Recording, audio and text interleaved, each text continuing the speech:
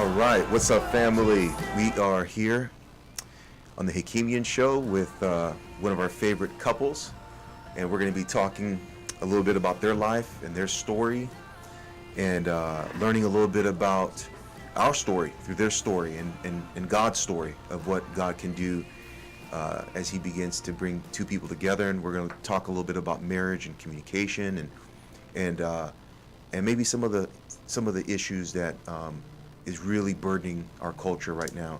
So again, I want to thank you guys for being in studio today. Eddy, how are you doing?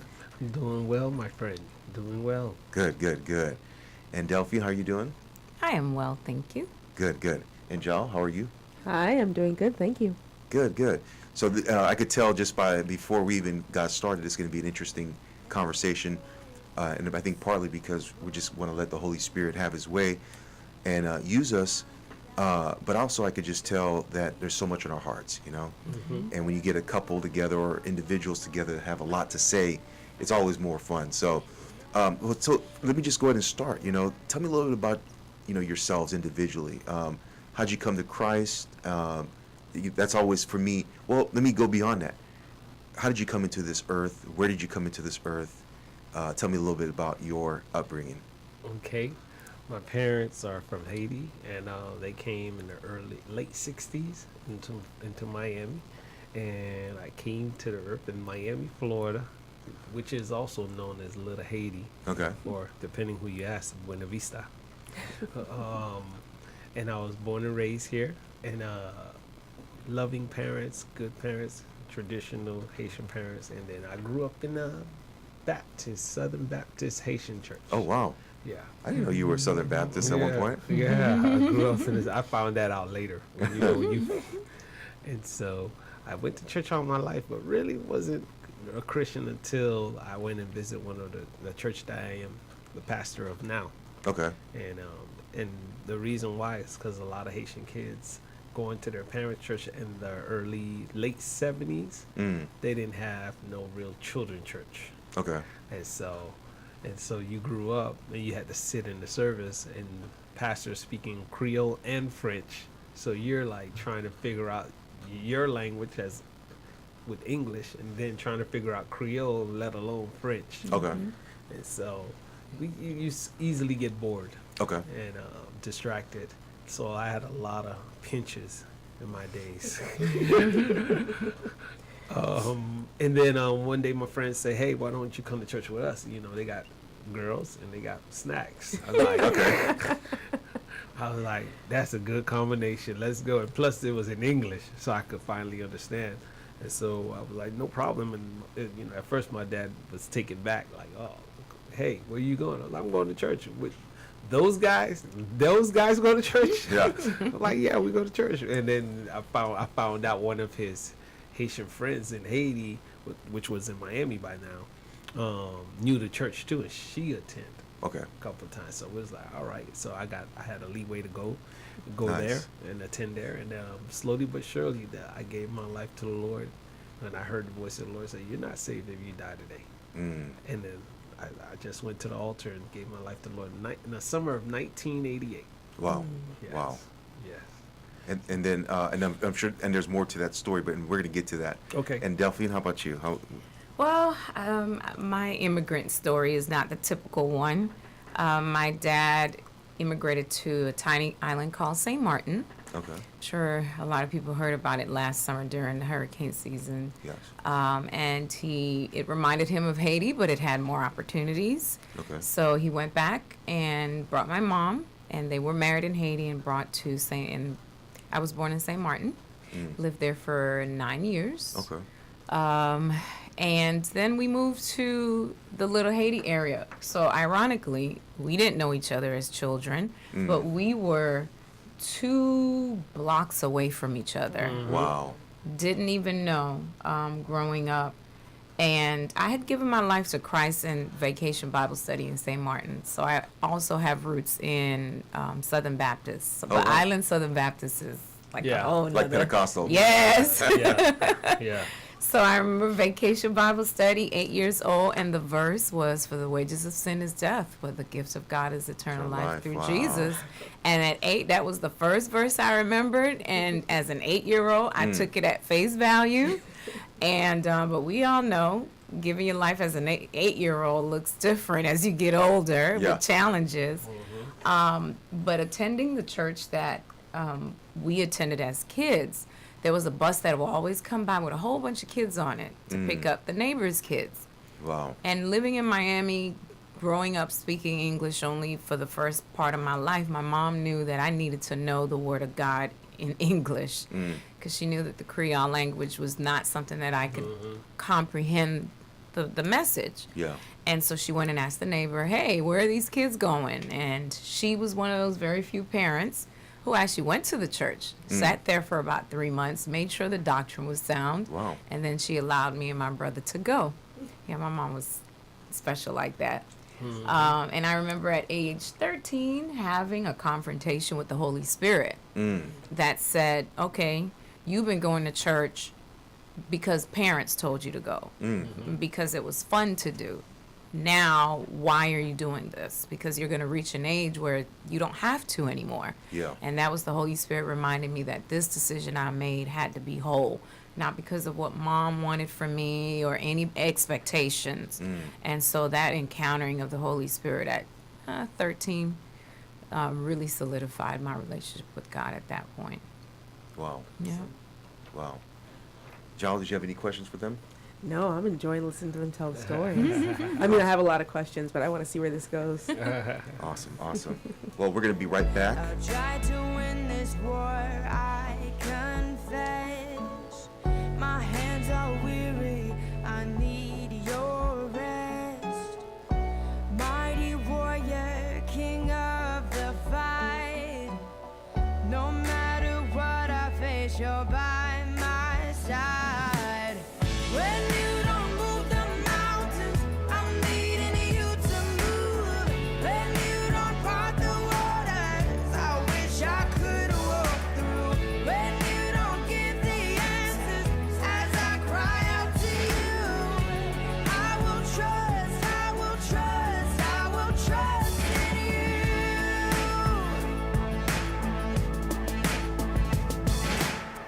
Truth is, you know what tomorrow brings. There's not a day ahead you have not seen. So in all things, be my life and bread. I want what you want, Lord, and nothing less. When you don't move the mountains. All right. So we're back here, and we're going to continue the conversation on really the beginning of how God not only, of course, brought you guys here to this planet, but how you guys came to faith in Christ. And so how did you guys end up in the same church? That's good. So he She got said- his being a guy and a boy growing up, I think he had more liberties than even he thought. Because just telling your dad you're going to church, a new church, like that wouldn't fly for me as a Haitian girl. Yeah. My mom had to literally go and investigate and make sure this was legit so me and my brother can go. And you were there before me. And I was there a whole 2 years before you. Yeah. I got there at 12. I was 12, and by the time you came, I was 16. I was 14 and you were 16. Yeah. Yeah. Oh, that's how. And what was it about this church? Because I've heard stories that there was a lot of youth drawn here. What was it about the church that drew you guys? And Besides the girls and the snacks. yeah, Well, I think Pastor Tom Picorni had a thing with youth, and he was a good teacher when in high school. So he knew how to put together a good study, a good strategic plan for the kids, and he knew, one of the things were dire is food, snacks, and also a place where the youth can hang out. So he was able to get supporters to donate to get games, like we had pool table, ping pong table, foosball table Chess in boards. the early 80s. Wow. So it was like a game room in the inner city that nobody else was doing. That's one of the things. And then he was able to get somebody to buy a cheese bus because he knew we needed transportation. Mm. And so he had a good right hand guy, Bob Harwood, who was helping him and his wife, and they put. And they Is it the Bob? Is it the pastor that's still there? Yep. Pastor Bob. Oh Yep. wow. Pastor Bob Harwood. So he's OG, huh? Yeah, he's an His mom OG. knows me more than a lot of people in this world. 'Cause Wow. Came in at They're 12 special years people. old. Him Yes. and his wife are special people. Yes. They're Yes. basically missionaries, right? Yes, they are. In real life, they live in Little Haiti, right Yeah. off Still. of 58. Yes. They lived there up until 4 or 5 years Yeah. ago. Wow. Grew all their children, In Wow. Little Haiti. fed so many people, including Yep. us. Dinners. Housed yes. so many people through the Wow. years, people Yeah. that were in Wow. transition. Real urban missionaries. They are the real Yes. deal. And they lived a year in Haiti Yeah. as missionaries. So they Incarnational. yes. Yeah. Yes. So he was the one driving the bus. So that was like, my mom was like, oh, he looks like a trusting guy. Yeah. Yeah. Yeah. Yeah. So a white guy with a big bus with black kids, inner city kids at that. So you know we was in all good. Wow. But he had a heart. Oh, yeah. You could tell he wasn't like what we talked about encountering. Yes. Yeah. Where Totally there was genuine. looking down on. It was Yeah. just that's Totally, beautiful. and I Yeah. think a lot of parents sense that. Even to this day, my dad loves Pastor Yeah, Bob. and they still Loves ask for Pastor him. Bob. All 'Cause everybody's don't- parents. Yes, everybody parents who kids are grown and went to another state and lived and moved out the state and lived in other Everybody's areas. parents They'll ask come like, hey, what's that white dude, guy named Pastor Bob? And I was like, he's still with me. What? Pastor Bob's still with me? Yeah, Pastor Bob's still with me. And so Built it's- a lot of trust. yeah, we built a lot of trust. So by that, we had a lot of kids, and man, it was at one point that for Wednesday night and Thursday nights, we was averaging over 150 kids under the age of 12. Yep. Wow. And we knew that because Pastor Tom was he A-type personality. He Type knew thing, he took attendance. By He knew this the time, numbers. we knew were the like kids young by adults. names. Yeah, we knew by Yeah. we knew by names. He broke them up in little groups, so we would Mm-hmm. have Wednesday night children church and Thursday night. So we would go pick them up. By that time, I was able to drive the cheese bus, and so we Wow. would go in two main neighborhood where it was like downtrodden apartment homes and stuff like that. But we knew a bunch of kids was living there. So at one stop, we would pick up 50 to 60 These parents kids. literally trusted their kids to get on a bus to Yeah. go to places unknown On a school night. on a Make school sure night. they eat. Yeah, on a school night. Wow. Like you think about it, it's like, who Yeah. does that now? Yeah, it was Yeah. 3 to a seat in the school in the cheese bus, Yeah. and then we'll pack the Wow. place and Yeah. then send them home Yeah. with snacks, and then That's crazy. Thursday night we will go to Do it another again. location, The Larchmont Larchmont area. Yeah, So we had the large concentration of Haitian kids on one evening, We and had another concentration of African African-American American kids. kids on a Thursday. yeah. Was that deliberate?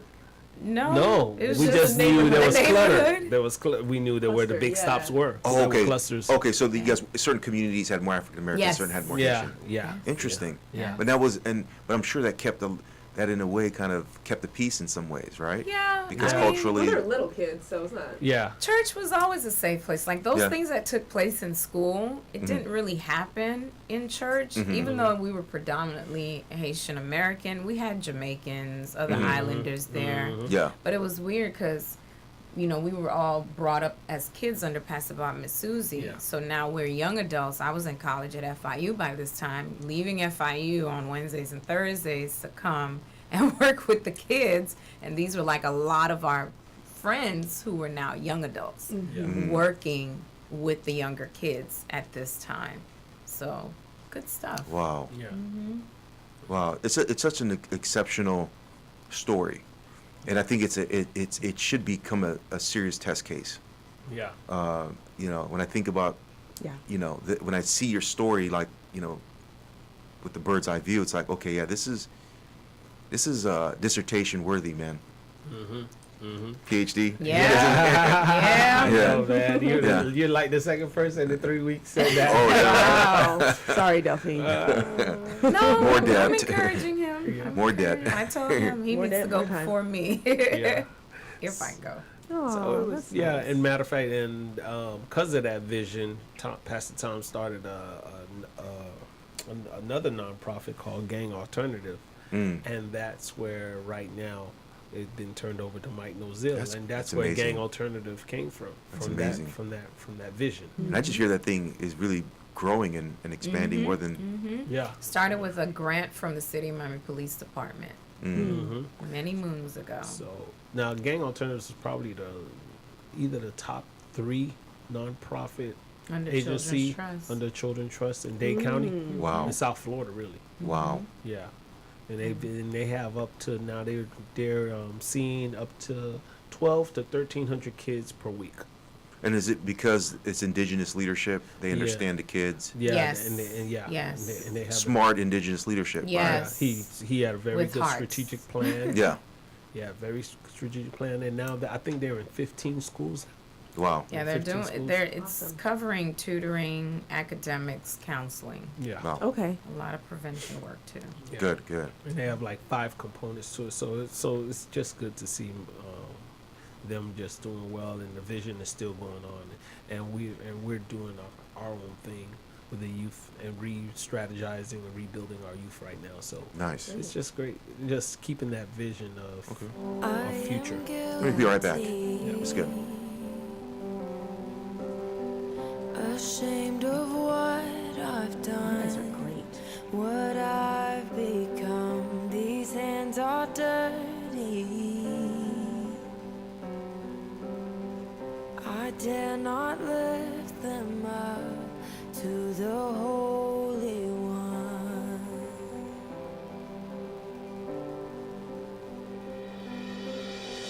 You plead my cause, you right my wrongs, you break my chains, you overcome, you gave your life to give me mine. You say that I am free. How can it be? How can it be?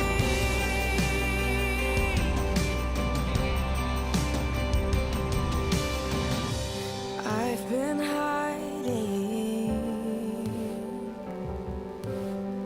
afraid I've let you down.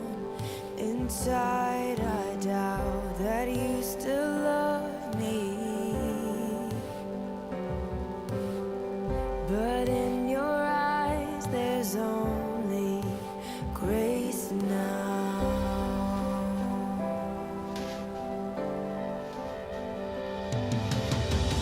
You plead my cause, you right my wrongs, you All right, so we are back, and yeah, we're just having this conversation on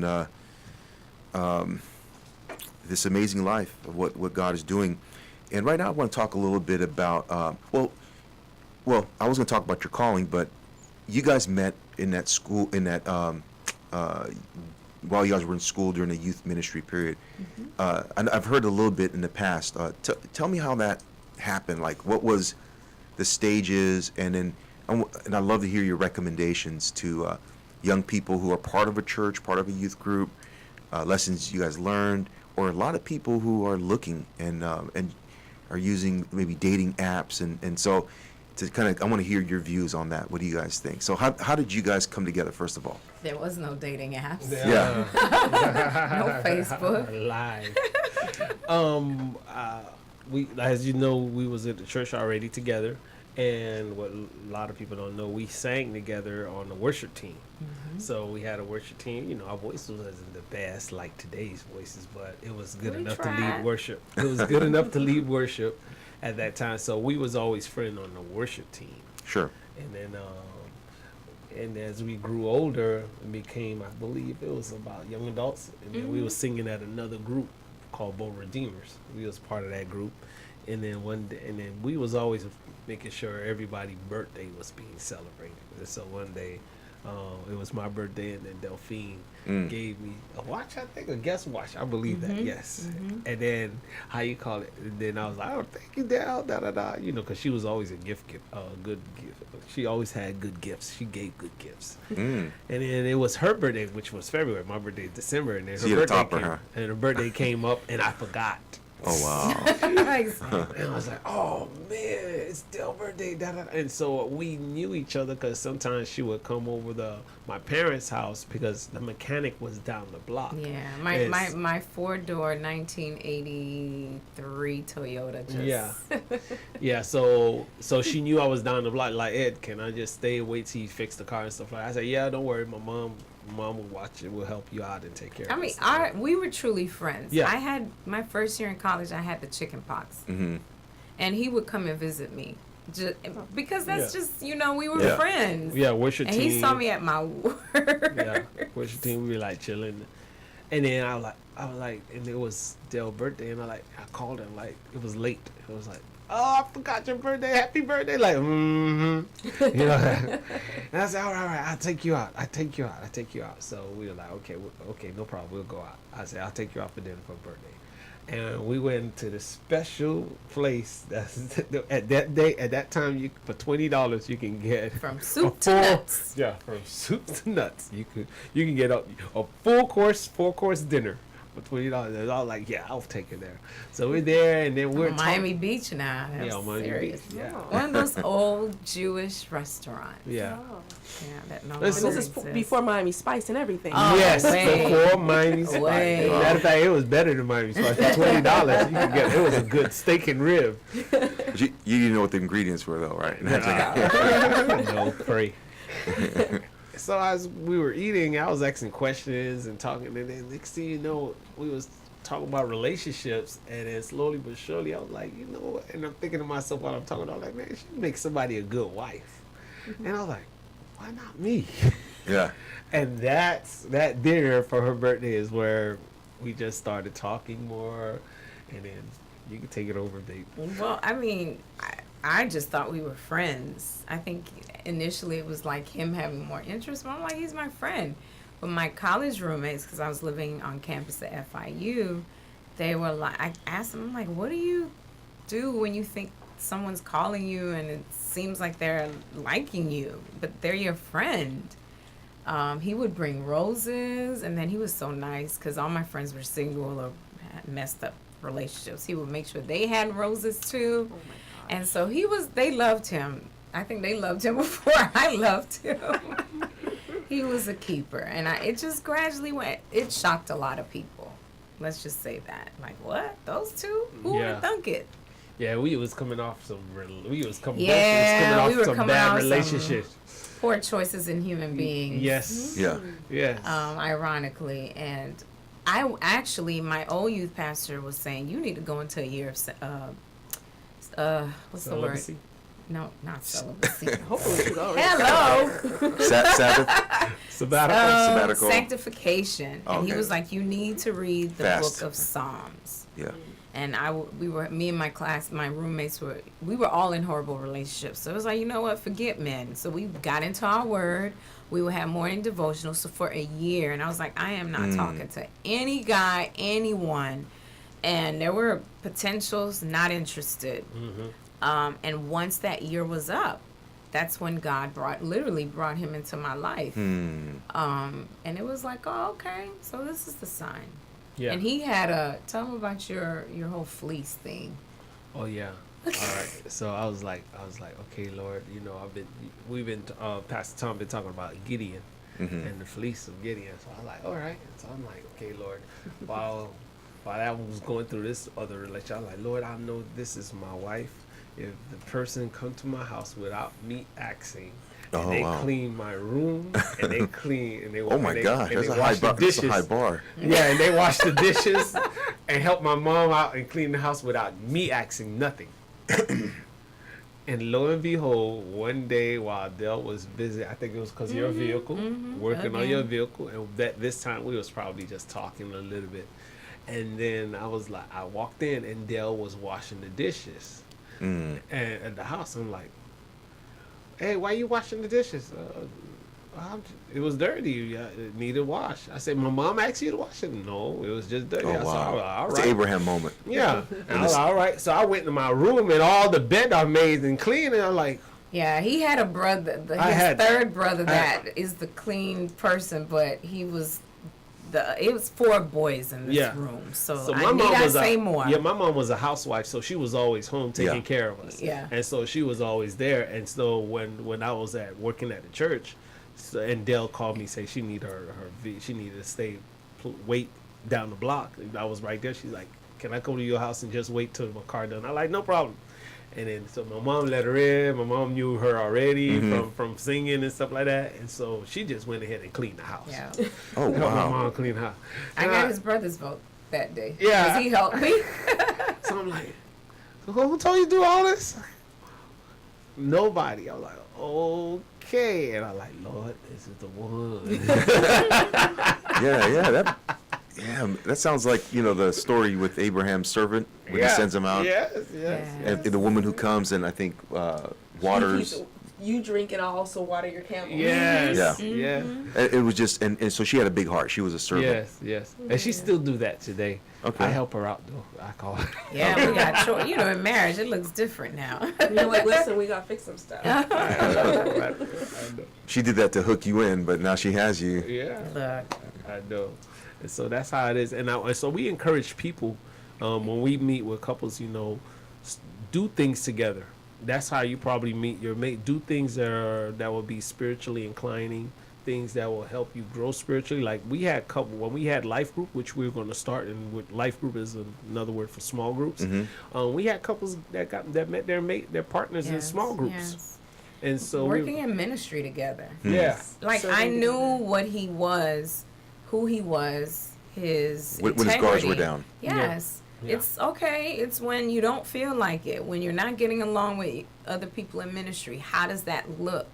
What does it look like? And are they going to stay true to the course? And I tell people all the time, I looked at him as an individual throughout the years, and he remained consistent. Through the different phases of youth, adolescence, young adulthood, the different pulls in our, he's not a perfect human being, but he was consistent and committed. He was leading Bible study at his school. He was a football player talking about Jesus. Yeah. Yeah. And They got me, boy. yeah, that was a big deal. So for me, friendship. You gotta be friends Yes. first. Yeah. He's Word. my friend. Yeah. Yes. When all else fails, this is my friend. Yeah. And I think that's the part we bypass in relationships. Like we want to get to boo status without knowing the ins and outs of Yeah. our tolerance levels for things, and what we value, what we don't value, and I think just being friends. Yeah. Good. We're going to be right back, and this is good.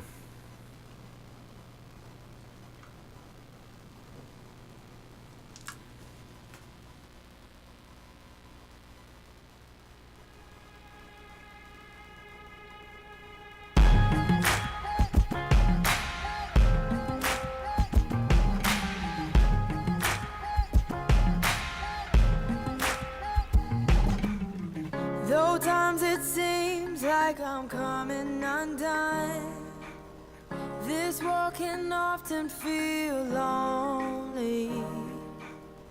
No matter what, until this race is won, I will stand my ground where hope can be found. I will stand my ground where hope can be found.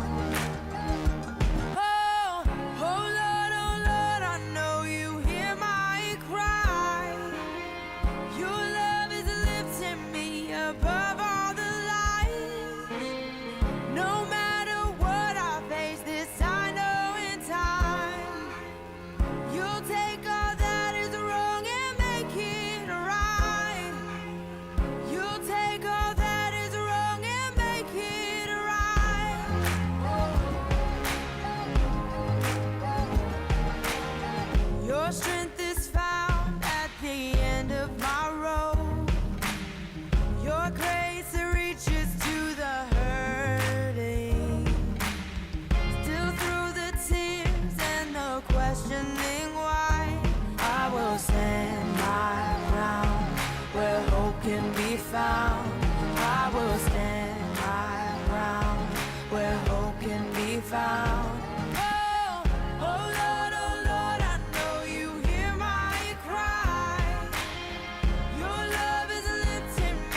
All right, we are back here. And John, you had a question for them? I did. You hear a lot of people, and we could do these interviews with people and they talk about their life. And sometimes people may listen to your story as the exception to what God was actually doing, as opposed to seeing the pattern of what God does in a healthy church environment. So my question I was thinking when you were talking was, do you see a difference in the young adults from the period you started up until now in the community, the ones that attend your church or other healthy churches versus the ones in the same community that don't have that kind of church family? So we're talking about 1980s Miami. Tensions running high racially, immigrant Drugs. issues, substance abuse, drugs. It was just, we were part of that say no to drugs generation. And here it is, you have a microorganism, also known as a church, where you lump all these kids into it from a poor socioeconomic background. We don't know we're poor, not until years later. Yeah. We don't know that we're being educated in subpar schools. We don't know that our families are really considered the lowest of the low in this community. And we're talking hardworking people trying to just eke out an existence. And then God is in the middle of that. These individuals, life has taken us in different places in this world. Yeah. But the influence of being able to have the opportunity to be fathers, be mothers, be caregivers, be community stakeholders. We've had kids that were going into the missions field. Yeah, we already know people of color. It's not that many of us that go out into the mission fields. How many people we had Man, I think over we're the I years? think it was about close to 20. 15, 20. Yeah. Kids Wow. from the city that were going to China, Europe. Europe. Eddie's one of those that went to Romania. Romania.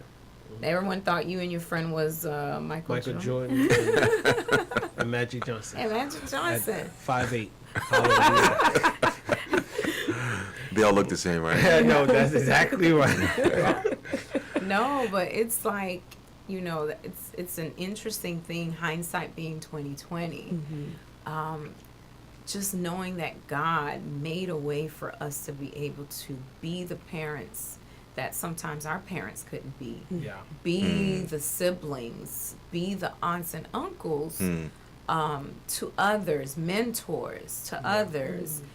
And unfortunately, those in our community who didn't have that perfect space and time and opportunity, many of them fell, literally.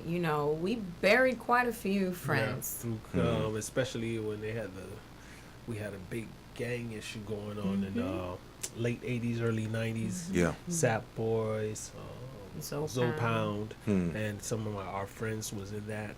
And so, it was so bad to the point that we was having, for a month and a half, a funeral every weekend.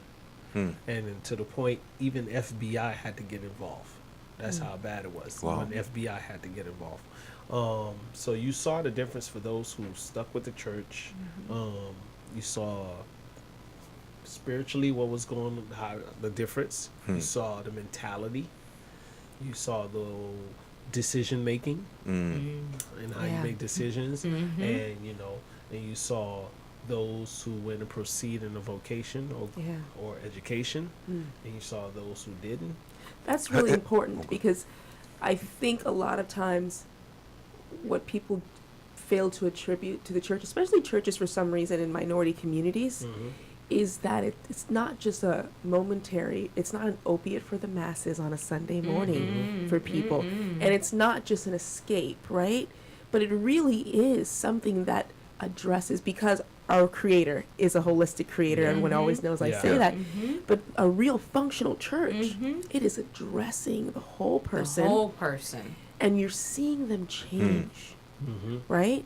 And you're seeing, and it's not one or two people that got lucky and got out. No. Yeah. But it is a whole generation of people who changed the trajectory of their life Yes. spiritually, intellectually, Yes. financially, Yes. character-wise. And when you look at the one common denominator, it is the relationship with that local church Yes. that's in it. Not, Yes. not a community. A community center. I've never seen a community center do it. No. I've No. seen a community center Yeah. maybe affect one generation, maybe Yeah. a few people, but I've never seen where, gosh, you've probably seen if you consider yourself the first generation, you've probably seen about three or four Yeah. more Yes. generations We come are through. we're Yeah. 2 generations, and we have friends who are grandparents. Yeah. Matter of fact, we were just talking earlier. I just went to a football game last Thursday with 2 of the guys. Matter of fact, the guy who invited me to go to church, he's like a contractor now. And he redid our homes, and one time he came to the house. What we call it, like, man, I invited you to church, and you became the pastor of the church. I invited you. What is this? Was he asking for some kind of like residual Credit. No, yeah, he There's a big took fat credit crown. though. Publishing rights. He has publishing rights. I do give him credit. And then the other young man was my teacher.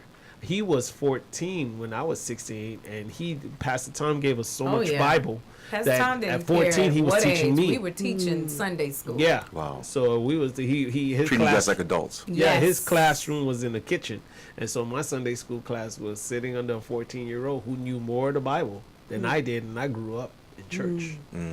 And so, and here he is. He's like, man, when we was driving to the game, he's well-to-do now, taking a family of 3 kids and a wonderful wife, well-to-do.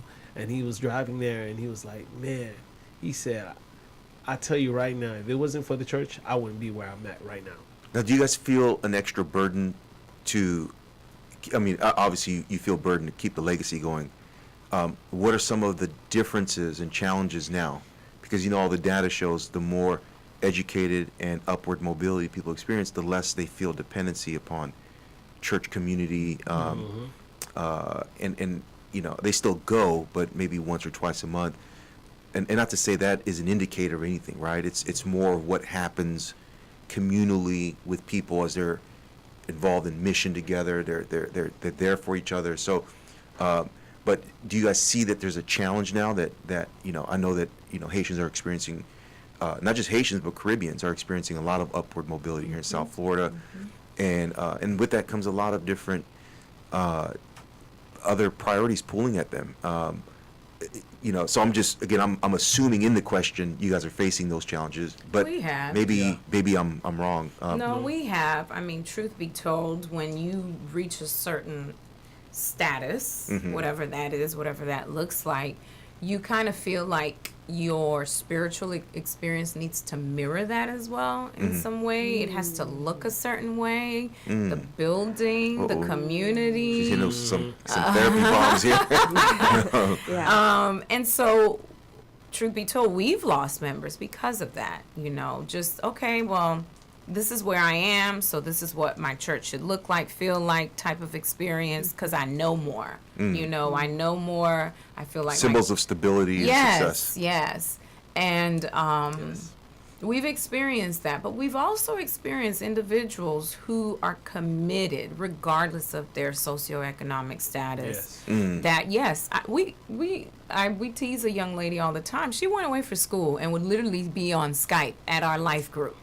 She's back home, committed to her church.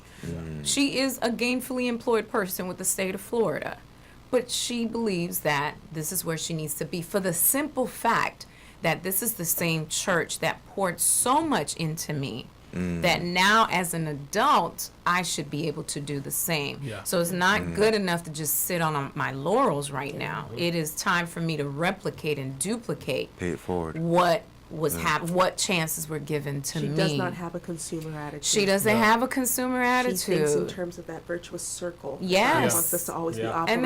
And there are so many of that I believe still in many of our churches Yeah. that continue to make the circles go. And we're noticing, even our denomination is noticing, and the word is out that now churches have a group A, group B, group C, and a group D. Group A is the one that comes every Sunday. Group B comes every first and third Sunday. Group D comes every second and fourth Sunday.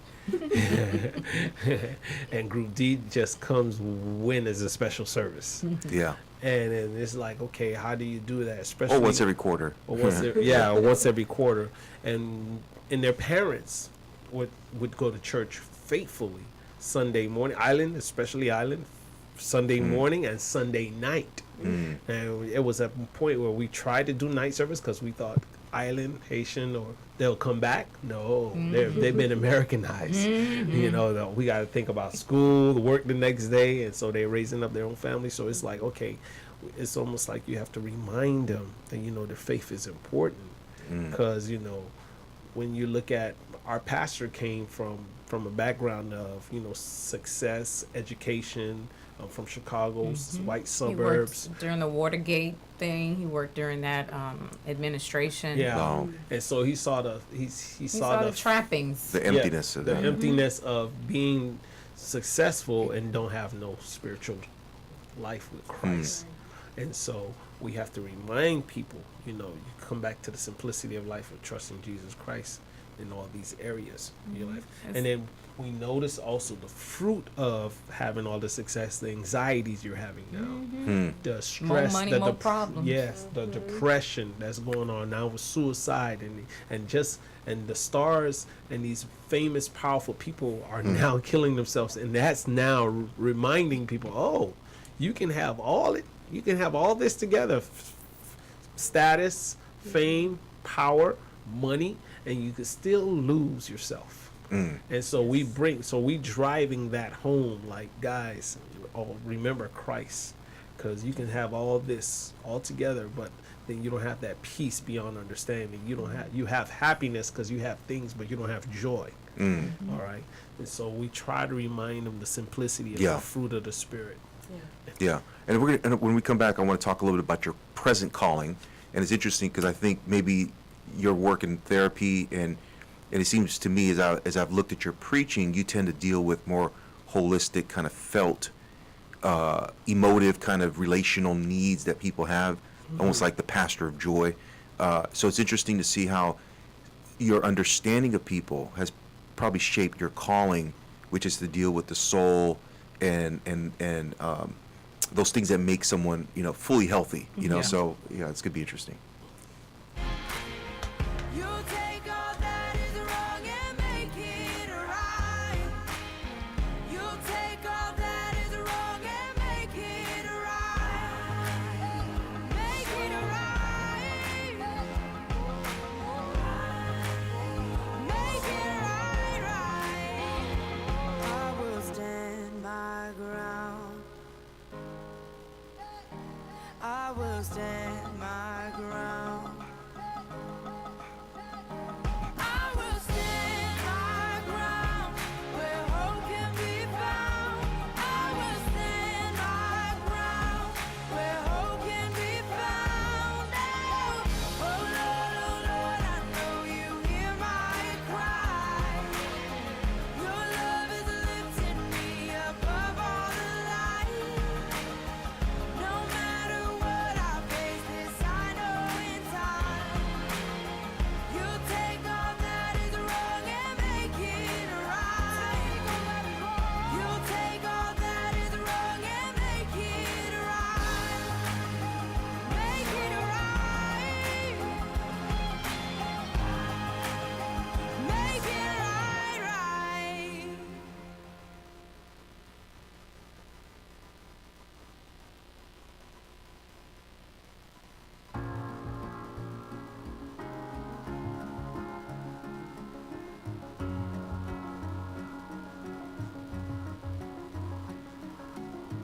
I see your fingerprints, the work of your hand. All right, we are back, and we're going to continue this conversation.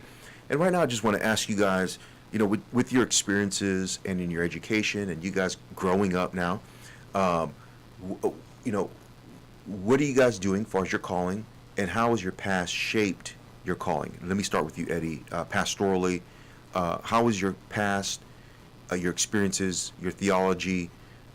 We talked a little bit off the mic, a little bit about how you see the ministry being the necessity for simplicity, and also balance for one's own soul and life as a pastor, and I'm thinking that would probably overlap and cross over to your congregation also. You know, people having balanced lives, but yet maintaining a fervor for the Lord.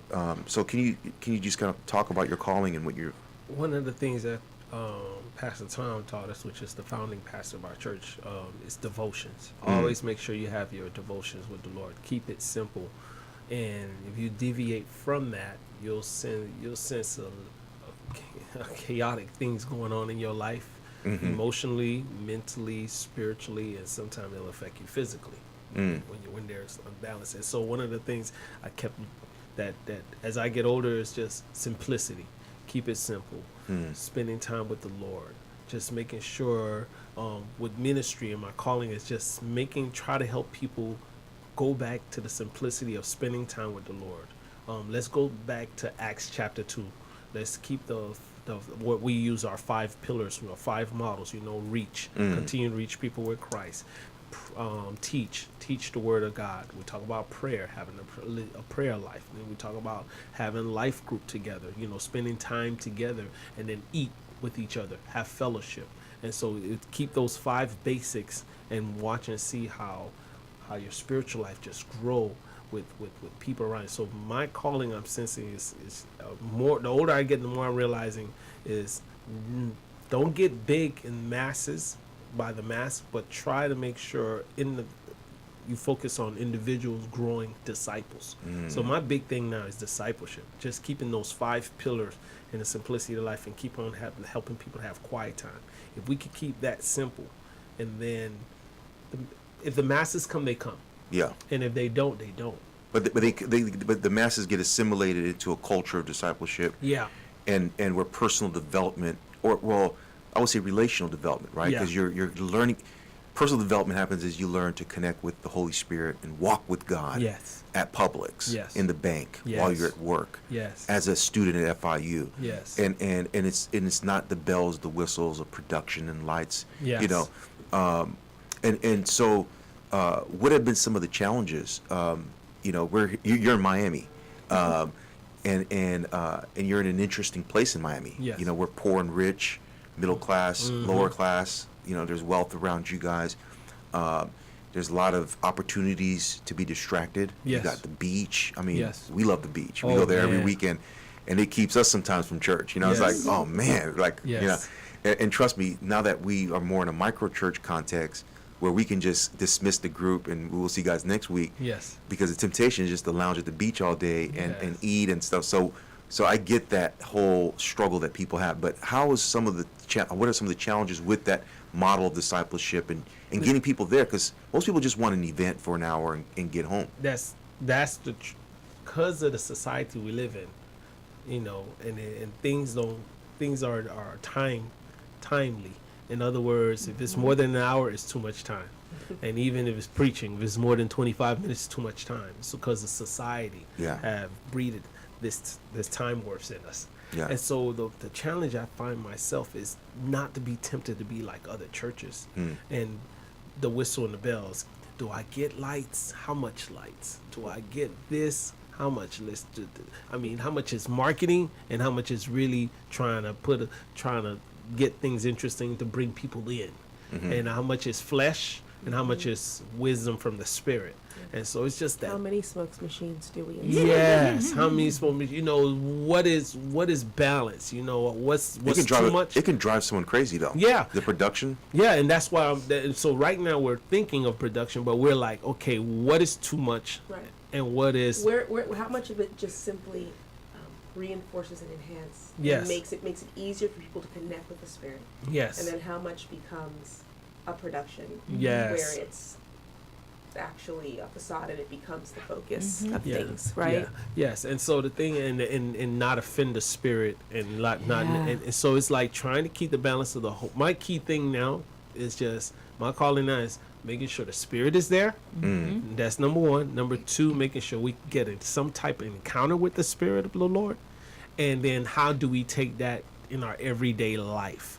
And let's make the 5 models our everyday model. Keep it simple. Let's practice these 5 models, because if we practice these 5 models in Acts chapter 2, hey, we'll get to minister to Judea, Samaria, and all these other places. But the key thing, the thing I noticed about Acts, and I told you this many times, later on you realize the big group model, this big giant church model, Yeah. was broken up by God, Yeah. because they were gathering but not going. Mm. And so, Which is a natural pattern. yeah, it's the natural. And so it was like every major gathering, God broke it up.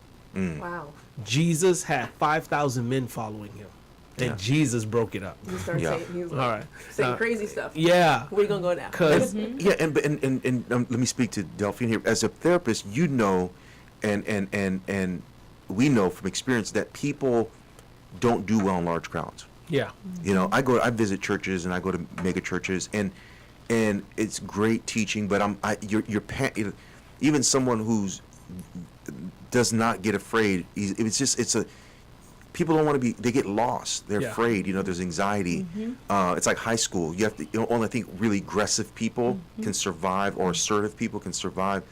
And what we're finding is people are looking for relationships. yes, You know, community. yes, You know, circles that they can actually have a conversation. And in a way, I think there is therapy in discipleship. yeah, Because people are talking and sharing how their week was, their anxieties, their struggles, and then they're getting mentorship or leadership in a very prophetic way, right? The Rhema word, like a word for them, which is ultimately what, you know, as a pastoral counselor, I get paid to give people a Rhema word. There's a lot of the prophetic happening there, and it's like they need a word that's beyond the general sermon, you Yeah. know. And so you're listening to the Spirit, and people are looking for that, and that can only be found in these small life groups and Yes. small group. How's your life groups growing in light of the event orientation that people have, which is to be at Sunday service, and how important has it become to the life of your church? Well, right now we're in the process to going back, because I did a whole preaching on tribe, having a tribe of faith, and it came off the book that my wife, I believe, you either gave it to me Seth Grodin. yeah, Seth. I've heard his name, yeah. Godin. Yeah, Seth Godin is like Godin has the #1 blog in the world. Okay. Matter of fact, if you put a word search on his name, the Google say he's the #1 search Okay. person He's in a the world. pastor or a youth pastor. No, or he's not something? even a No, pastor. he's not He's really, just yeah. he's a worldly secular guy, but who just writes and have like 30 bestseller books. When he Seth talks Godin. about It- the tribes And and okay. Yeah, he talks about tribe, and he talks about why tribe come together. They come together because they have a shared interest and they have communication. And he's built a lot of companies, and so a lot of people go to his blogs just to listen to his ideas. And he builds it on that concept Yeah. that companies that succeed are tribal, Yeah, mutual yeah, interests. yeah. choosing what type of tribe and understanding you have different tribes. Yes, all of us within have your a tribe. circle. Even within your organization. We have a work Yes. tribe. We have a Yes. church tribe. We have a friend go out tribe. We have a trip tribe. The people that we go on trips with. Right. And we were talking about tribes of faith. And so what we're teaching our people now, we're going into a season now where we're getting our leaders together. First, build them as a tribe, and then they go out and build their tribe of Right. faith. Yeah. So Excellent. the month of October, that's my strategic plan: is build my leaders. We're going to have. I'm gonna do 3 different tribes. Yeah. Same subject, same topic, but with my leaders. And then out of that, it'll grow in them, and they go out and build those tribe of faith around the and church. have you guys found? I found this when I was pastoring in a larger church context, that it's hard to create the tribes. So Like for this programmatically. This is and I'm the administrative Yes, person yes. in all this, Thank and all you, I think Jesus. about is the organized chaos of it. This is probably our 3rd or 4th cycle in the last 10 years of developing life groups. I remember when it used to be, Pastor Tom used to call them cell groups, and we got away from that for obvious reasons. Definitely But cultural context. Yeah. Christians do not understand. yes, when we first started it, we I know rolled that. out with purpose-driven life, and when I say it was a hit. Of course. A hit in the sense that you would just find the most oddest people connect together Yes. and build family. Yes. And so we have the residuals of that through friendships that newcomers are like, well, they're a clique. No, they're not a clique. this was a life group at one point. These were people who were having miscarriages, breakups, divorces, and they dealt with it in their life groups. And so now I'm coming into the church and I'm looking like, well, they're a clique. No, these people were blood, sweat, and tears. Yeah. And so we want to bring that back Right. so that people can understand you're Wow. not going to have access to the pastor. And you may not need a therapist if you could just make a stop once a week Yep. to this group. Yep. Yeah. So organizationally, it can prove to be a challenge because nobody wants to lead. Nobody wants to own Yes. it because they feel like I have to be in a certain Place. place. I need to be on the mountain with my face covered with gold dust from speaking to God. We should call them life groups for losers. You know, if we had That was a a big- life that- group and people to do it, we would have tons. Right. So his So challenge right now. you're discipling you're training the trainer. as I like to Yes. say in Yes. corporate America. So his challenge is to get our servant leaders buy-in to get out of their comfort zones, Yeah. leave their fears about inadequacy, Yes. and I think for him it's going to be empowering and say, Yes. look, you have the tools. It's tough. And this is a whole new slew of people Yeah. to Yeah. come in. And we Beautiful. do have the old heads that we call them. They're like, yeah, we need to bring back our life groups. I'm trying to bring one back Yeah. for women, but I'm realizing they probably want a mixed co-ed group. Mm. You know, we've done well with Dave Ramsey's Financial Peace. Yes, we did that. Brought in couples. Mm. And so we realized there are interests, you know, Mm-hmm. special interests. We have college students, and so I think people want to get to know different people. Yes. So but the challenge is getting people to Give up their schedule and Yeah. make that And sacrifice. facilitate. And then probably you might have to think out of the box for them, because you probably might need to think of different times. Like young people, like millennials, will go anytime. If it's 10 o'clock at night, that'll be their life group at 10 o'clock at night. So it's like, okay, let's find their niche. because they're And let them- having the life groups. Every time we turn around, somebody hanging out. somewhere Yeah. doing Good. something. So it's naturally happening. It's Yeah. natural. But it's just a small cluster of people, and you Yeah. want to make it the church culture. We want to Yeah. make it Again. culture. We want to be able to make sure that everybody's on the same page doctrinally. Yeah. We need to make sure. Spiritually, so throw some spiritual context in there. Yeah. Good. That's the key Because they thing. can hang out, especially young adults, right? Yeah, they they don't know have how a to hang problem. out. And Yeah. I mean, they include Christ, but it could become about soccer, football. Yeah. Yeah. Let's go have some beer. Yeah. Hang out. Yeah. And so it's really about facilitating that growth. Now, do you guys find that people do better with permanence? Meaning, when life groups start and Yes, stop, yes. it really throws people off. Oh yeah, a little bit. Well, it depends because we're in a flux right now where we have the millennials, but we got our nearing 30, over 40 with families.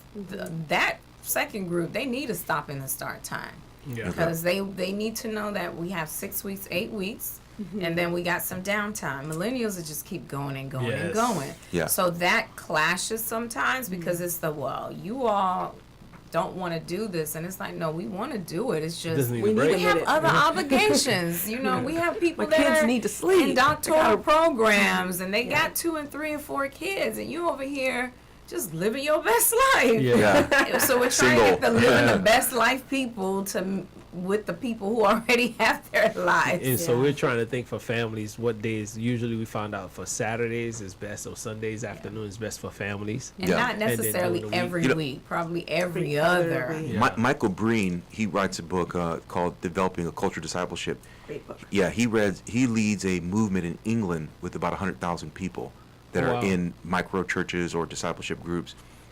And they're so large that people come for worship services like once every quarter.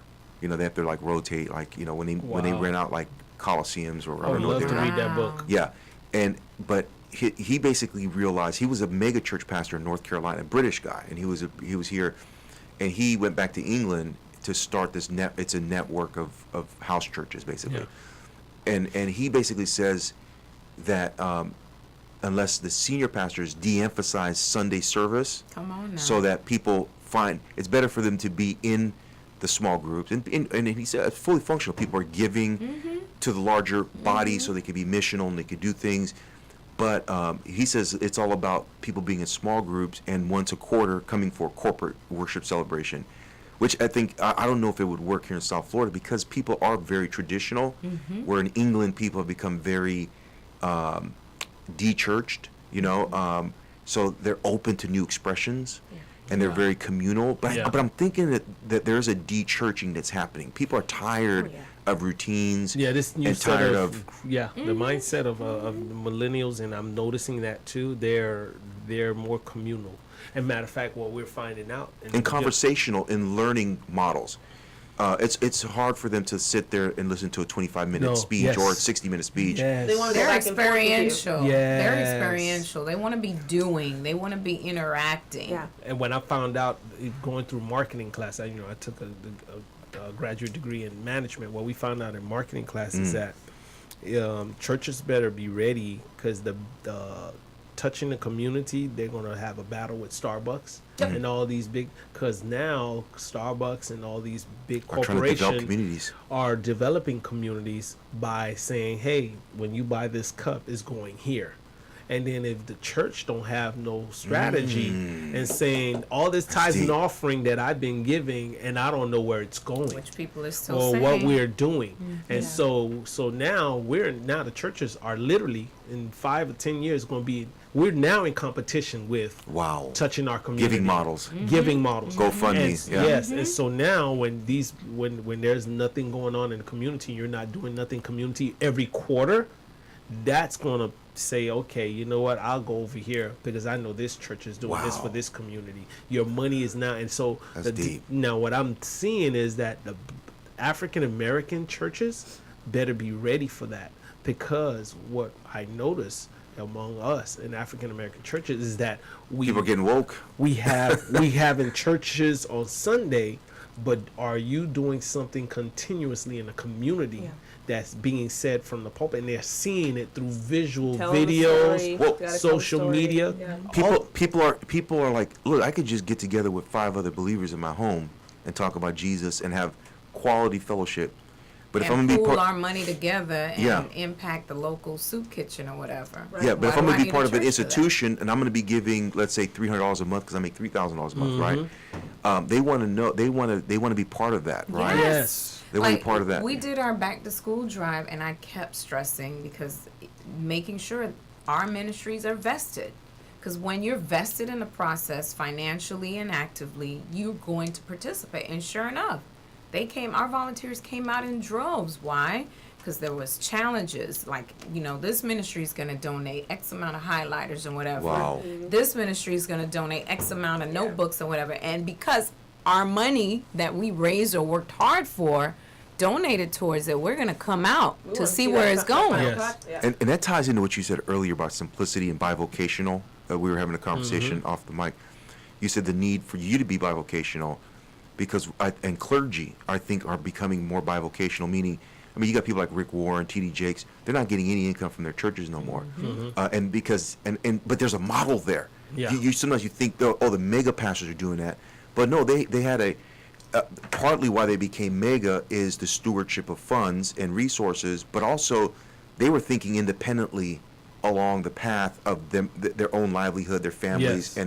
and their income, right? Yes. And they were so the church is able to prioritize it's kind of circular, right? It's prioritizing back into the community with felt need programs and things. Exactly. And then it's feeding the life of the church in Yes. numbers, but yet those people who are leading, the head leader is financially independent, which Yes. allows them to be more emotionally and financially healthy. Yes. And then plus it remove a stigma. Yes. He's doing it because he's getting paid, or Yeah. they're doing it because they're getting paid. But now, no, they're not getting paid. They're doing this out of their goodwill, And and it leads here's to where a the healthy money. relationship also with your board, Yes. right? Because Yes. sometimes board members or even church people that they feel like, they don't know how much. Maybe they do know or don't know how much each person is giving. But sometimes you feel like Oh, yeah. your tithe is very significant, Yes. and sometimes you feel like you work for me. Yes. And if I am not Yes. pleased with what's happening, I need to Exactly. let you know, and you need to find a way to make me Yes. happy, Yes. or I will punish you by withholding my tithe. Yes. What you going to do then? Because everyone knows you got to pay your bills, Pastor. Yes. Yep. Right? And so it takes away that unhealthy Yes. aspect of the relationship Which- between pastor and congregation, pastor and board, where it becomes, all right, man of God that I've chosen to submit myself to because God has called you here, Yes. placed you over me, and God has called me here under Yes. you. What do we? I can still hold you accountable, but I do not It's hold. not a power it's not a differential. I don't have Yes. power over you. Yes. I think Wow. that's This is good. yeah. Yeah. Only because of time. We're gonna have to. I got two more questions. One is for you, Delphine. How is your social work and counseling? Well, are you more? Do you see yourself more of a social worker or more of a counselor? How has that been shaped by all this, and how is it given back to the ministry? So I want to first state that I always make sure that people know that I am a social worker by profession. Okay.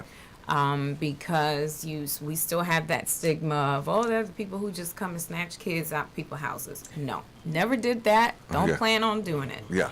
But my profession being social work, I've worked in different capacities. I've been a dean, I've been a school social worker, I've been a trust counselor in the school system. I've been different things for different people.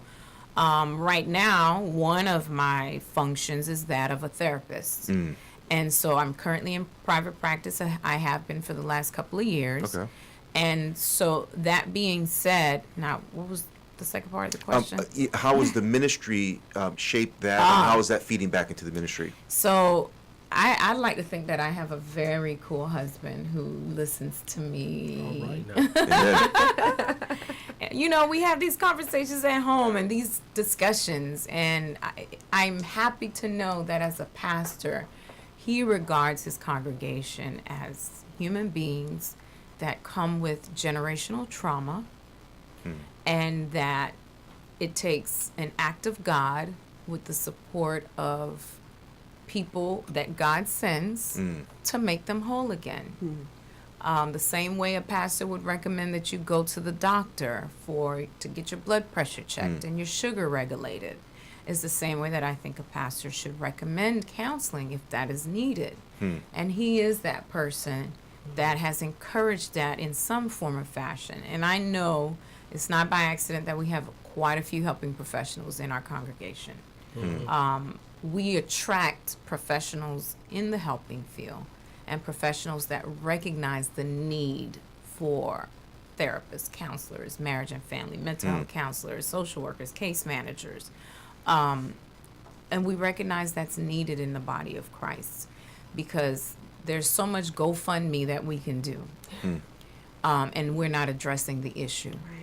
Whether it is you need to get into a Dave Ramsey class and get your life together financially so that we can stop that cycle of poverty, or whether you're going to address this generational trauma that you know your family has been keeping secrets and now it's moved on. Now you're a parent and now you need to figure out why you're an overly vigilant parent because it's some of your past traumas. So when you're listening to the pastor pull that out of you, what are you going to do next besides coming up and praying?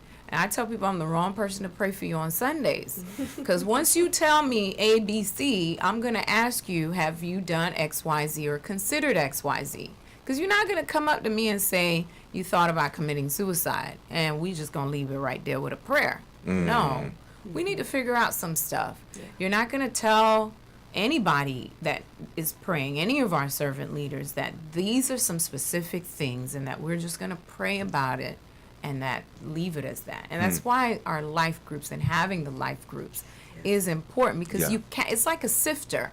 You catch some of that stuff in life group. Oh yeah. And some of that stuff can be dealt with. Oh, yeah. Now, when you're talking about mental illness, now that's on a whole nother level. And Yeah. now you need to get the appropriate support. Because then it ends up being a liability. I mean, over Yeah. the years, I think people think that pastors, you know, when they come into counseling, well, we'll tell the pastor just enough to get us married. Oh, yes. But then you didn't tell the pastor that you were sexually molested as a child. Yeah. And so now we got other issues building up.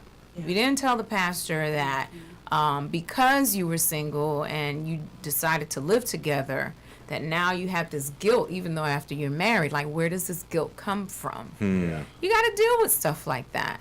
And so people think a lot of things go below the radar. with our clergy.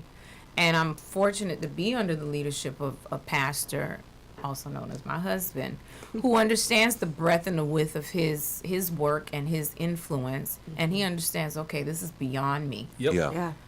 And so let me get you the Bible, the biblical counseling ministry, or let me get you to a colleague at another church, because if you're not comfortable Yeah. speaking to someone, let's find somebody else I out think of we our see network. deliverance. A lot of people would talk about deliverance, and they, in their mind, I think there's a mental model that deliverance is a one-time thing. That instantly I was delivered, and God delivered me, right? And so deliverance is like this miracle, but we actually see biblical deliverance is a process Yes.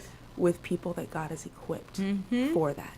And there's different functions that happen in your deliverance, right? Sometimes it's a one-on-one therapist, but a lot of times it's very communal. You're dealing with your counselor and your psychotherapist Oh, yes. and your pastoral counselor. I have members and your now. community and family. I have members now who will say, I'm seeing my pastor or my deacon, and they are great, but there's just some things I cannot tell them that I need to be able to come in here Yeah. because I am the disinterested party who has an objective approach. Right. Yeah. Pastor, deacon board may or may not be Yeah. trained. We get a lot of people because we have a parachurch ministry called Impact Family Network, and we do pastoral counseling, but we get people that want pastoral counseling but not their pastor. Yes. Yeah. It's a lot of that. Because they just they're ashamed, and rightly so. I mean, I wouldn't even go to my pastor, and I remember when I was on staff, there was a season where I was struggling, with certain sins and addictions.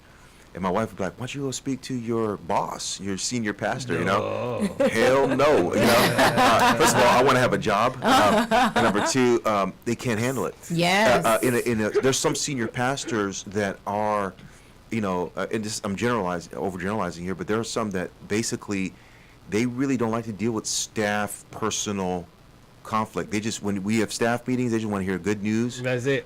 Give good reports. How many more youth? I was the youth pastor, so it was just really about performance and how's the youth growing. How many of them can volunteer for the annual church, picnic? And we basically ran that church as youth, and then they all assimilated and became adults and elders now. And one of our youth may end up becoming the senior pastor, but we end up leaving. But his model was more like just positive, just stay positive. Yeah.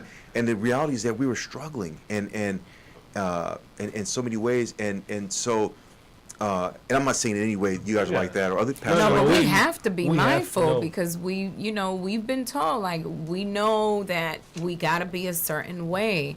And so my husband and I, we're very pro choosing one ministry, Yeah. not 10. Being realistic. Oh yeah, you just had a baby? No, you sitting out this quarter. Yeah. Whether And you it's not need punitive to. and punishment. It's not. And so showing people that the sitting down period or the taking a break Yes. period is You not just had a punitive baby. punishment. New It's the parents. Because then Let's 2 be years later real. they'll come back and say you made me serve. Yeah. After I had a baby. Exactly. Ain't nobody asked you to do that. And you were not proactive in telling me. We So call So it you know what? sabbaticals. We are proactive. Yeah. You let's take a break. Yeah. Yeah. Because ministry is not everything. Being an usher is not. You're like God's not mad at you because Yeah. you can't come in and Yeah. usher. Yes. And the irony is that when people walking through those doors, they don't care. I mean, Yeah. it's great to have someone greet. They want the presence and the spirit of God. Yes. And the things that sometimes I think we strain over, and that's where I think the production can drive us, right?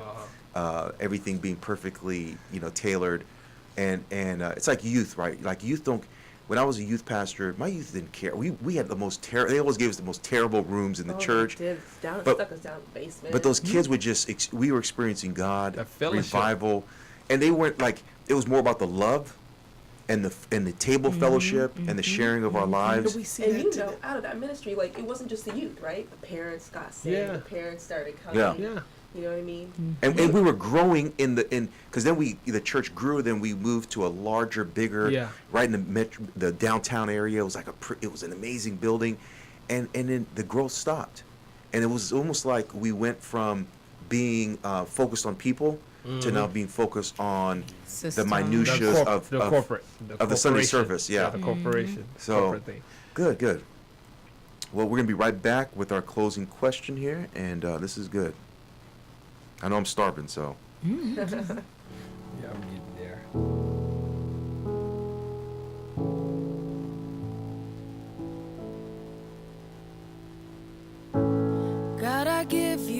what I can today. These scattered ashes that I hid away, I lay it all at your feet. From the corners of my deepest shame, the empty places where I've worn your name, show me the love. I say I believe. Oh, help me to lay it down. Oh Lord, I lay it down. All right, so we're back, and we're going to close with this question. You know, we've talked a lot about support, getting support through life groups, and we encourage people to. Our number one counseling advice for people is find a small group in your church, because it's you know, and make that the priority. And we deal a lot with married couples, and that was one of the things that I think was really compelling me to get you guys in this podcast, is seeing how you guys are vocationally so compatible, and complementing each other, and seeing the fruit of what God has done in your marriage. And I deal so much with married couples, so this is very important. I take this snippet and also share with them. And a lot of married couples from different churches that come and seek us out for marriage counseling. And we also actually meet with pastors also. It's been amazing how God's brought a lot of pastors to us that are burnt out, you know, and tired.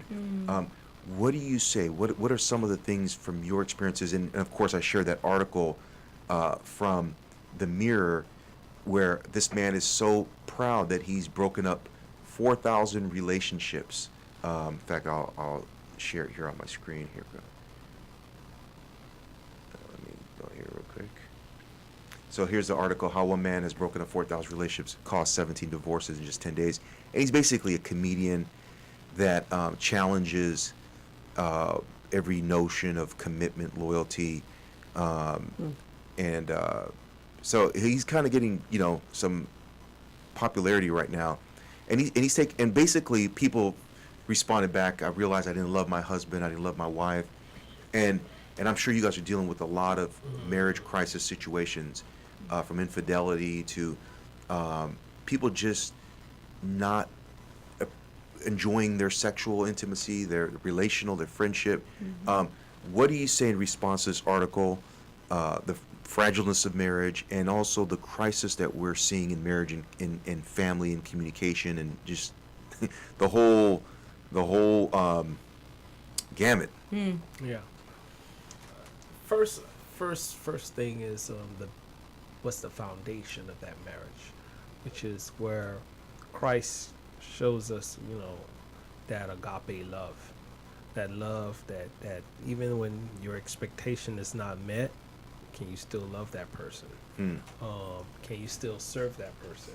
And that's where that's key, because if you know, we've been so independent for so long. Sometimes we're selfish by nature. Yeah. And we have to practice, you know, being unselfish. When you get Christ, and even as a Christian, you sometimes get selfish, and so you have to practice and how to love that person when your expectation not met. And so how we do that as a married couple, we first of all, I sometimes ask, "Hey, babe, you had your quiet time?"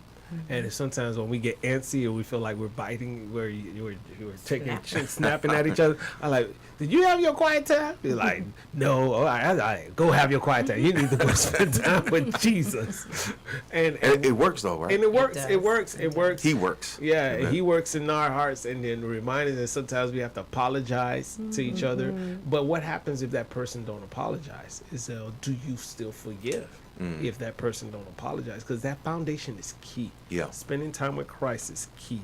And another thing is talking with one another and making sure your marriage is priority before church, because that's your first church. Your spouse is your first church. And so we make sure that we spend time dating. We make sure we vacation.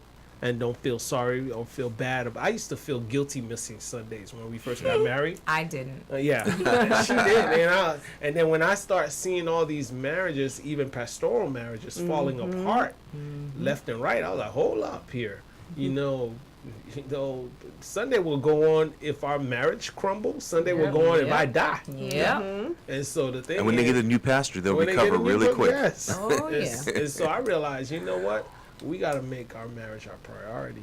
You know, taking those vacation time together, spending family time together, and then showing people that our marriage is first, and it's in our church at first didn't know that. We had to train them to that. Don't Yeah. call me on Fridays. Yeah. Mm. Well, they had to train you.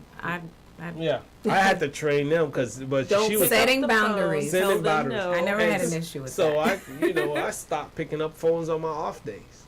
Yeah. Because, if your house is burning down on Monday, why you ain't called me when it was smoking on Sunday? All right. Your emergency, my wife always says, your emergency doesn't mean it's my emergency. Yeah. But, it's just letting people know your marriage is important. We set boundaries, and when they see that, they tend to respect it, and then they realize, you know what, I want something like that. Wow. By setting an example and showing how important our marriage is. And so, And it seems like the world understands that, right? When they say, I'm going to do me. yeah. And sometimes we as a church, we end up doing others, Yes. and we forget that in doing others, God also wants you to do self-care. And, Well, he who refreshes others will be refreshed. Yeah. That's conditional. yeah. And I never had an issue with that. I think he had more so, but Yeah. he's the pastor. I'm just the pastor's wife. But I think being in that mental health world and understanding balance. But God is the one that taught us about balance. Who was it that left the thousands of people to go off by himself? Wow. Who went off to pray on his own? Christ. Yeah. And so if he, who had all the burdens of the world, would need and understand that he needs some time alone, who are we? Yeah. Yeah. So in our marriage, a perfect example, there was a funeral last week, and I knew, we look at our marriage in terms of what the month, couple of weeks look like. I'm traveling this weekend, so we know there's no date night this weekend. There's been a series of funerals, so the weekends have been Crazy. locked. Which can get very stressful. Yes. And so we've had multiple losses in our church during the summer. And so you automatically know your entire Friday's gone, your Saturday's gone. And so we went to he was responsible for the funeral service on Saturday. So we said, this is what we're going to do. We're going to go and we're going to be at the wake, the viewing, and then we're leaving at a certain time. And we were dressed to go on a date. And we were okay with that. And we made sure we told some people on the way out, we're headed out on a date. I needed them to know, married or single, this is what your pastor and his wife does. We're going to come, pay respects, do what we need to do, and then we're going to go out to eat whatever, go to a jazz club and whatnot and have a good time. Yeah. And I'm very cognizant of how people receive information. So you got the single girl standing there and she's watching. I'm like, I need her to know this is what you need to expect out of your husband. Time set apart. Our couples, they know, that those who know us really well know we're going to carve out time because it's important for us. And I know sometimes people are like, oh my God, they don't have no kids, so they really don't know what life is all about. Our children right now are elderly parents. Our children right now is a whole big church. Our children right now are, different needs and commitments. Well, me and my wife, we have 4 boys, and we've been doing that. Yes. And we do 2-3 dates a week. Yeah. The more kids, the more time. You know what? I like that. No, that's serious. It's serious. And you know what? We enjoy For each other. real. Yeah. We enjoy being with each other, Yes. And I think it's been critical. And that's where we see the difference. And I see that it's like you could tell when someone's been in the presence of God. You could tell when someone's working out. Yeah. You could tell when someone's, you could tell, right? You could tell when a couple prioritize each other. And when I look at you guys, it's obvious. Yeah. You guys are on the same page. Yep. And it doesn't matter whether you have kids or not. That is the most lame excuse because, and even money. You Agreed. can do things. Sometimes we'll just go to a restaurant and just we'll eat at home and just go get dessert. You know, $5 little thing. Spend $10. Yep. But it's that time together. Back in the day, it was Fuddruckers. Yeah. And we would splurge on the chili cheese fries and the steak sandwiches. All you can eat. All you can eat. That was life. Yes. That was life. People think you need to be putting stamps in your passport, traveling here and there. It's like, no. Or just go to the beach, sunny Isle. You know, pull out a blanket. You know, it's. I mean, we have so many beautiful things around us. Yes, we do. And people are not being creative. They're not taking advantage. And you know what? It's priority too, because if you can get on a plane and go somewhere, but yet still complain about your marriage in terms of time spent, that's cause for concern. Right. You know, you're doing some things, but marriage just doesn't seem to be the priority right now. Are you investing in premarital counseling? Yeah. Are you investing in counseling during that particular rough patch? Do you have a marriage mentor? Are you connected to your marriage ministry's life group? Because if you can't answer some or all of those questions, then we're like every year we plan a marriage trip, couples with our church couples every year. Like this year we went to the Poconos. We were in Poconos this year. That's nice. The year before Building that, memories Jamaica. together. Oh yes. It's so important for couples also to be connected with the couples, to have those memories. And then we do marriage conferences. We Yes. try to do marriage conferences We every do the 2 or family 3 life. years. Family life, yeah. And there, some I think we went to different one things. together, didn't we? I thought we went to one I in wanna West say Palm. so. I Yeah. think so. Yeah. We were here. Yeah, we went. Remember? Yeah. I It think was. so. I think it was a family life or It something. wasn't you guys that did it, but it was. No, it was the family life. family we- life. Yeah, Yeah. we've done family life. you We've gave me done some Gary tickets and- Chapman. yeah. Yes. Yeah. And so and that's the thing. We invest. Is investing. It's all about investment, and when you talk about holistic growth, whether it's financial, whether it's your marriage, whether it's your own fitness and health, it's making the time for each one of these investments. Yeah, what's priority? And then I think what happens, the couples we meet with, and even when we've been in times of crisis, you know, the Lord starts disciplining you. It's like, oh man, we went off the rails. Yeah. We stopped investing. We're no longer having our devotionals. We're no longer Having open heart discussions. or Yes. we're not making time for friendships. Sometimes you find yourself lonely, especially in ministry. Yeah. You know, if you're a pastor listening to this podcast, you'll find yourself there. You're just giving out to so many people that you yourself are not enjoying just life. You're like, have a beer, chill, relax with some people, and laugh at yourself, and so you're not creating those and that opportunity. So it seems to be that everything is about making the investment, which requires intentionality and focus. I think intentionality is really important too, because you have couples. I know a lot of couples, right? Yeah. And I've seen couples that go out, they left miserable and frustrated with each other. They come back miserable and frustrated with each other, and maybe they had a good meal They in had a between that meal, time. but that was about it. It's not intentional. Or they went to a connecting, movie or they went instead to a of movie talking. And sat and looked this way. But one of the things Yeah. we do is we coach couples to have open heart discussions, and it seems robotic because they're asking each other a set of questions, and for 5 minutes they can't interrupt or debate or get into a diatribe, but we've been doing it for 20-something years. We started doing it when we were in courtship, and our counselor kind of had us do it, and we start. But we do it now kind of just organically. But it's just like, hey, how have I been treating you this week? You know, how have I been? How do you feel I've been handling the kids with the finances? And it's like 5 minutes of just honest, brutal. It's painful, but boy, that pain produces so much sweetness, Yes. And it avoids blow-ups. and avoids blows.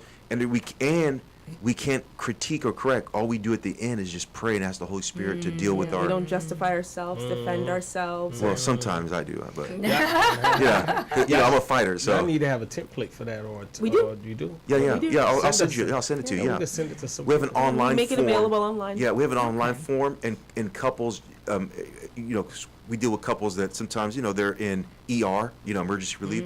So their assignment is to do it, and they just fill out like, we did it this setting, and it's a list of questions. How have I been sexually, intimately? You know, it's probing. Yeah. But here's what we found. It minimizes the longevity of therapy or pastoral counseling, and what it does is they become each other's therapist, which is what God intended when the two shall become one, is that oneness where you find healing, and Yes. that's what you want. You don't want to create dependence. You Yes. know, there's enough broken people Yes. that I have Well, to we control. always talk about how do we work ourselves out of a job. Out of a job. Yeah. So they won't Like with our be pastoral counseling codependent. ministry, we can literally counsel people all day, which we don't want to. I have to put a cap I on don't it. want to. I put a cap on it, I got and some things tired. are beyond me because we have a lot of therapists and psychotherapists, and here many of them are Christians. So we just refer people. That's what I do too. But Praise the but Lord. what I found with many of them though, and this is what I think pastors should be counseling. Sometimes they can't integrate the discipleship and the prophetic. Yes. Because some of them, because in counseling you got to be sensitive to the Holy Spirit, Yes. and that's where even sometimes Christian counselors will exclude that because of their licensing and and certain restrictions. So I think pastoral counseling is still critical, or I call spirit counseling. I call it coaching, just to take Yeah. the counseling. Yeah. Legal purposes. That's all. As long as you put pastoral counseling, you're cool. But yeah. So man, this has been great. You guys want to just close it off in prayer and maybe just a word for any couples that are watching this. Father, we just pray for every couple that is, and every person that's listening to this podcast. We just pray that your hands would be upon them and your hands continue to work in their hearts and continue to mold them into the person you want them to be, Lord, individually, and mold them into the person and the partner that you want them to be for their spouse.